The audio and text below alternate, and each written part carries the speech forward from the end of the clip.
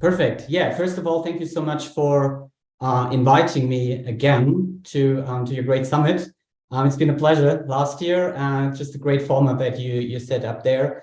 And yeah, today I'll be speaking about talent insights, but mainly how to use these talent insights to run effective employer branding campaigns. As already mentioned by my colleagues from New Work, employer branding is massively increasing in relevance. We hear more and more companies, agencies, clients ask us about effective employer branding campaigns because they all feel the need to tackle the shortage of talent in the market and to really find the best talents with the best skills for their open roles. And that's something we can offer, all based on insights that we have in our market. So let's quickly start with some numbers about our platform, just to give you an idea where we are and what is the potential reach that we currently have. So on a global level, we have now more than 930 million members, and we're quite confident with the current momentum that we will hit the 1 billion mark quite soon. But also, if we look at companies that are present on our platform, if we look at jobs, skills, and schools, we all see a significant increase, which shows how relevant the platform has become and how much potential there still is in the future years to come. Now let's have a look how these members are distributed across our 200 countries. I would particularly like to zoom in a little bit into Europe. So if you have a look, for example, at the members we have in France or Italy. France, we have now more than 26 million members. Italy, also very strong market with 18 million and more members. But then on the other side, you see DACH with 20 million and more members, which is great and which has shown really, really good growth. But if you compare the members that we have in DACH relatively to the population for France, Italy, and other markets, you can see how much potential there is, particularly in the DACH region, to win more valuable members for our platform. And that is one reason, and this happens quite seldom, to be honest, anymore, that the DACH market is one of our 3 globally strategic markets, because we see most potential and most growth in DACH, besides other regions such as India and Latin America. So there's also, from our marketing side, a lot of focus on our DACH market, which is for us obviously great to see. Now, if we talk about connecting different sort of insights and use them for effective media, maybe just 2 or 3 sentences about how we as LinkedIn are set up to make sure that we can sort of help our clients, companies, agencies holistically, because very often it's much more than just media that is actually the opportunity or the challenge. So we try to make sure to really connect the dots between people and processes, between marketing and community, and also sales and insights. And we try to bring these 3 teams and these 3 sort of topics together and really try to make sure to connect these and find one holistic solution that works on all levels.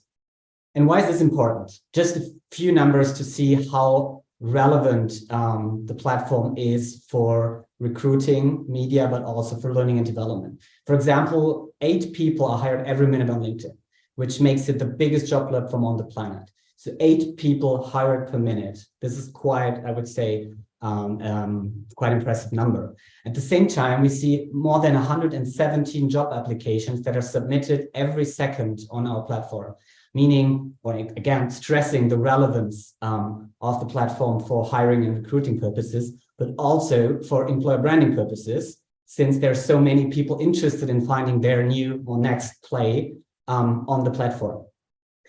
And then we have this number, 96 meters. So 96 meters is the average a person scrolls through content every day.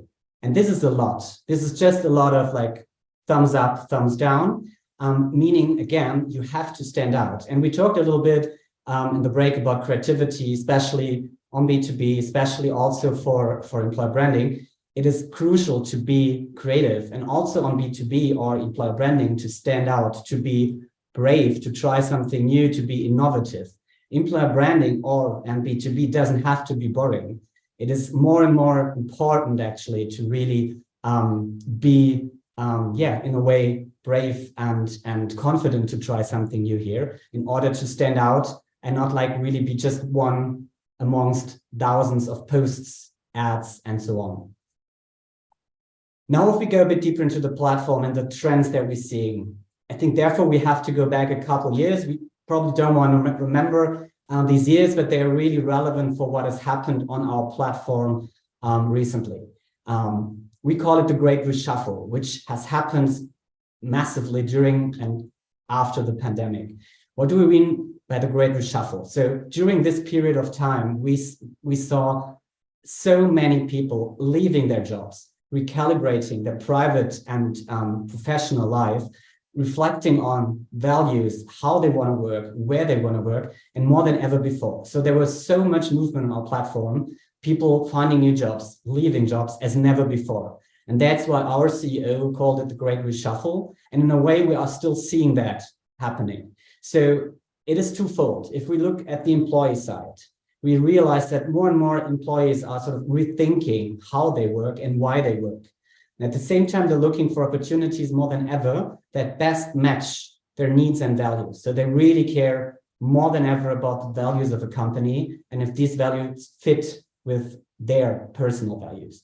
And on the other side, as a consequence, obviously companies have to rethink their working models and their values and their culture and see what they have to do in order to be attractive to their current employees, but also to potential new employees that they want to find for their role. So a lot of things have been changing. And also, and as I'm sure you're all aware of, also on our platform, private and professional life is melting more and more together. So people are not separating work and private life as much as before. It's sort of one life, and work-life balance is a huge part of it. And that's what we also see when we do, we usually run these surveys asking candidates in our platform how they would rank their priorities when they're looking for a new job. And compensation still is and always has been one of the most relevant factors, especially in times of inflation and other concerns that we have. But then what we saw, what really gained relevance is work-life balance, flexibility, upskilling, and advancement, meaning promotion internally or next new place internally. So what we can see here, and this is also, I think, one star, like when you create an employer branding campaign and looking for content, these are topics that are very relevant to people in the labor market. These are values or things they value and they find important. So it is really important to make sure to cover these topics if you can offer it as a company. And if not, maybe try to become better and really address these topics internally as well as externally to be able to find the best talent and remain relevant and attractive for your talent. This is something which is also publicly available, so I can highly recommend to have a look at our global talent trends. They are sort of published on a quarterly or half-year basis. So these sort of trends always reflect our key findings, looking at our economic graph, speaking with our chief economist from LinkedIn, and just gathering all the information we get from our platform to see what are the trends and what are the needs companies have in terms of hiring, in terms of recruiting, in terms of learning and development, but also in terms of branding, media, employer branding. And the key challenge today, which we found out, is really finding the people who have the skills that businesses need, but then also keeping them and upskilling them. And these are really the three key things, like skills-based hiring, not necessarily just looking at the CV and where has she or he studied, but looking at the skills this person has. And also, once you hire them, to make sure you can keep them and you can upskill them on a regular basis. And there's a lot of text on the slide, so just maybe a few key takeaways here. We are still sort of in a quite difficult, challenging situation. Growth has slowed down. We heard recently about many layoffs, especially in tech companies. Inflation has become a persistent concern. So there's quite some turmoil in the market. Compensation remains key to be attractive, but then you have to make sure to differentiate from other brands, companies, by offering a good work-life balance, by offering flexibility, by offering a skill-based hiring, by offering advancement internally. So there's a lot you can do to differentiate besides compensation to become an attractive employer brand. So what we recommend, may be for hiring, learning development, or media, to really opt in a holistic and skill-first talent strategy across the board, to make sure to really retain the people you want to retain, to find the talent that you need, and to make sure that people in your company are able to sort of move internally from A to B on the same level, horizontally or vertically, but make sure you offer new opportunities and you listen to them in order not to lose your best talent to your competitors.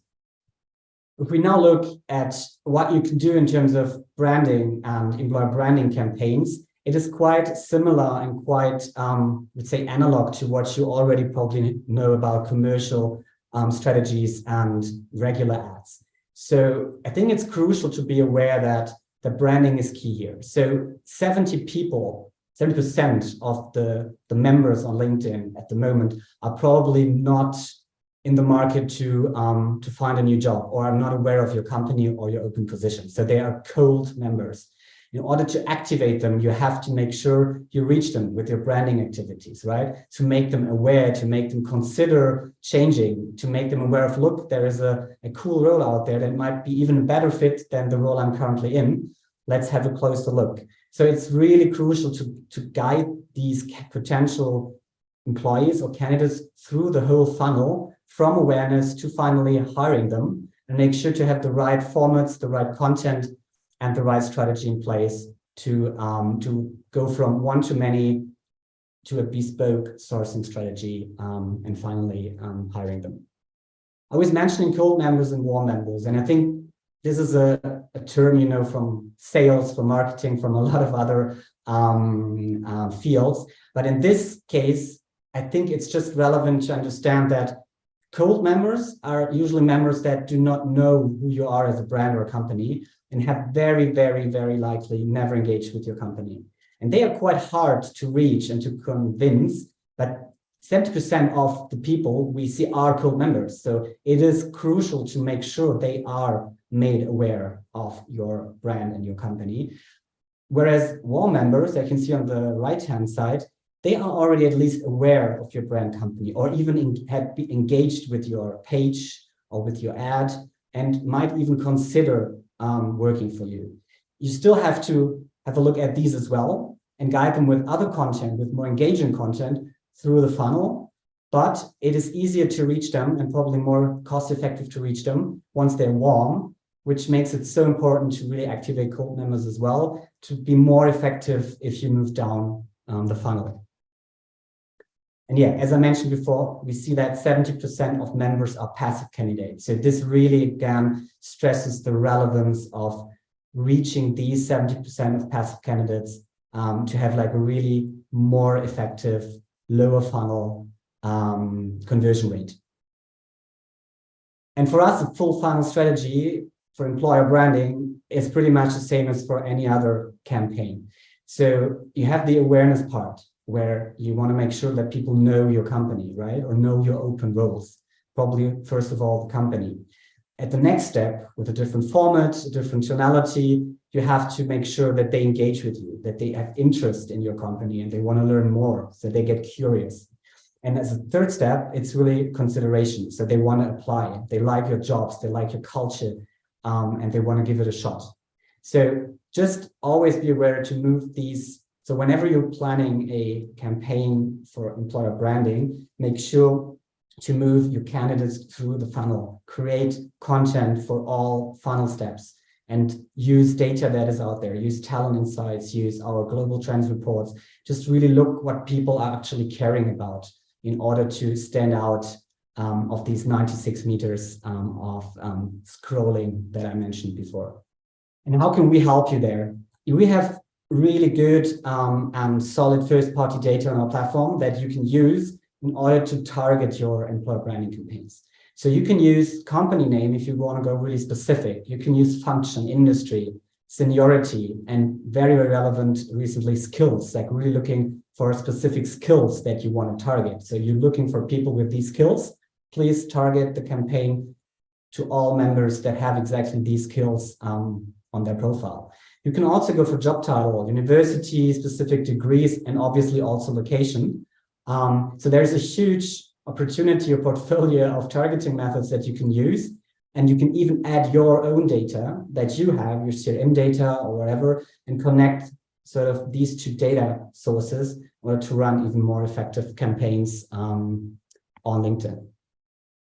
I want to highlight like sort of a really, I think, a really cool tool that we have.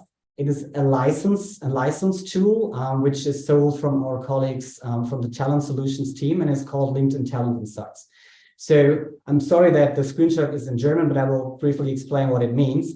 But the tool basically is very powerful, learning about the labor market for a specific region, but even for a specific company or for a specific industry, and use these trends and these insights that you get to derive a very targeted employer branding strategy.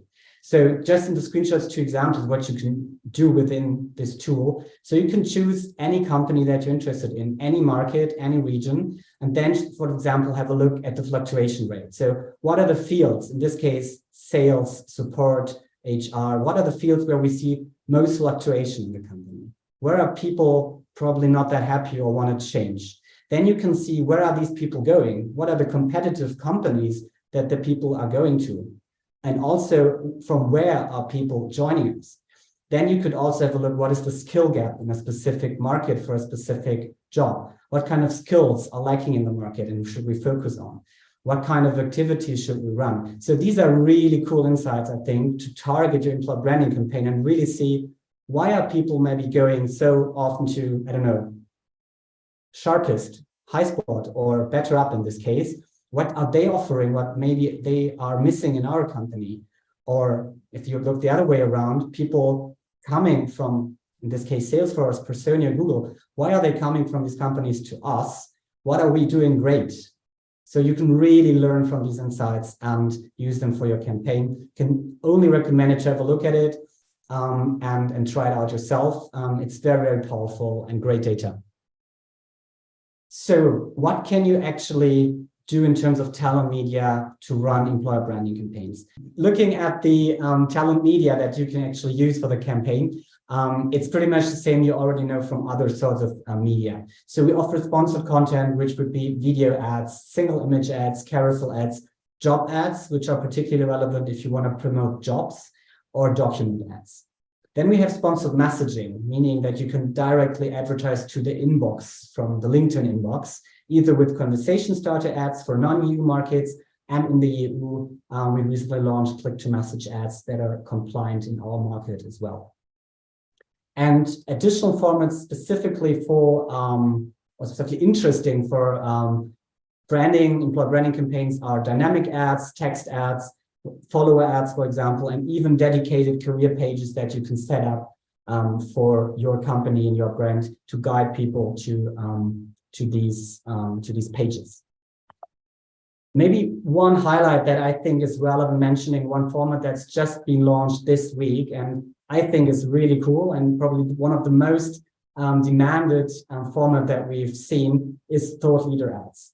I think you mentioned you had the questions with new work before, how authentic it is people actually from a company like Speaks Women or testimonials share something, share their opinion. And I believe it's very authentic. So what we learned in the beta is if people, if leaders from, let's say, Siemens or other companies share their opinion and their view on things from their personal post and boost that, this has a hugely positive effect on your brand, on your image, and is even more authentic than if it's posted just from the company page. So basically, this format offers you to boost your personal post from your profile, and as you can see in the picture, it is your picture that shows up, just saying promoted by, so people are aware that it's an ad, but you can really drive topics, thought leadership by that, and even increase your followership connected to a specific company or a specific brand, and very, very helpful when it comes to employer branding. So wrapping it up and maybe giving you a good overview of how you can actually build and set up these campaigns a bit more granularly. So I mentioned the 3 funnel steps, and I think it's really, I cannot mention it enough how important it is to be aware of how people feel and where they are in every step of the funnel. So if you look at the awareness part, so the mindset of the audience is probably, I'm quite happy with my current job, but I am open for new opportunities if there is a right fit and if I'm made aware. The objectives for this campaign should be like to create a helpful, enjoyable, and sort of educational, awareness-focused formats that really help people become aware of your company. And on the right-hand side, you see the formats that we typically see and find very relevant for each funnel step. I would add thought leader ads, especially for awareness in this case as well. If we go to consideration, the mindset of the audience is probably unclear. So they began exploring, they know there are opportunities, they think, yeah, this company looks quite interesting, but they're still not sure. So you have to make sure that you gain relevance, that you really help them, educate them, tell them about your culture, about your offerings, and make sure you really hit the right topics, where we again come back to talent insights to really make sure you find the topics that they care about and that they appreciate, for example, at your company. Then if we look at the conversion part, that means you are actively pursuing positions, you have a short list of companies you want to change. So you have to make sure they recall you, they remember you, and they will apply. So you have to also make sure to create content that helps them sort of really push them for the last step, for the last click, and convert them to an application or even a potential hire. Last slide, and to sum it up, I think also that was mentioned before, but I think it is really important to stress that if you do and run good employer branding campaigns, it is threefold, and it does not only help your employer brand. If you have a solid and good and positive employer brand, it has very positive carryover effects to your talent brand, obviously. So really how employees see and feel you as a company, to your consumer brand. So also a positive effect on your B2B or B2C products. And of course, it has also a positive effect on your corporate brand. So it really sort of pays in your whole brand DNA, where you have to make sure if you create campaigns that you keep these brand DNA across the board and really make sure that these carryover effects are positive and are sort of exploited in a good way. And that was it from my part. I hope that we're still okay with the time, and we have also some time to answer questions. Happy to do so. Thank you very much, Manuel. We have one question from the audience, and that is, which of the talent media solutions would you say is the most impactful one for a SMB company? It's a good question. I would say for an SMB company that is probably not that much well known and the brand is not that strong overall, I would really focus on the awareness part of the funnel first.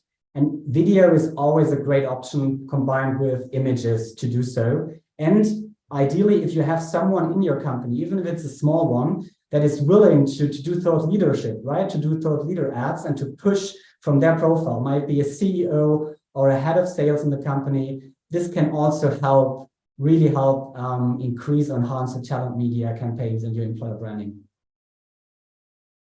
One additional question came in, and that was, how do you explain the CEO of a company that LinkedIn is not a network to sell your products, but it's a network for recruiting and employer branding? They will never understand. That was the question. My personal opinion is, I think it is both. Of course, it is also a platform to sell your products, I would say in a smart way. So account-based marketing is in B2B marketing a super powerful tactic.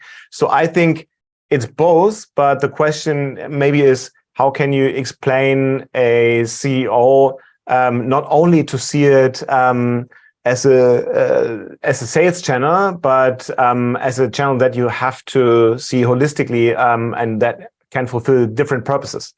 Yeah, it's a great question. I think the numbers speak for themselves, to be honest. I mean, if you look maybe holistically at our LinkedIn business, more than 60% of our revenue is coming through talent, right? So the bigger part of our business still is done with recruiting, with hiring, with people looking for jobs, companies posting job offers. So the relevance of the talent market is massive.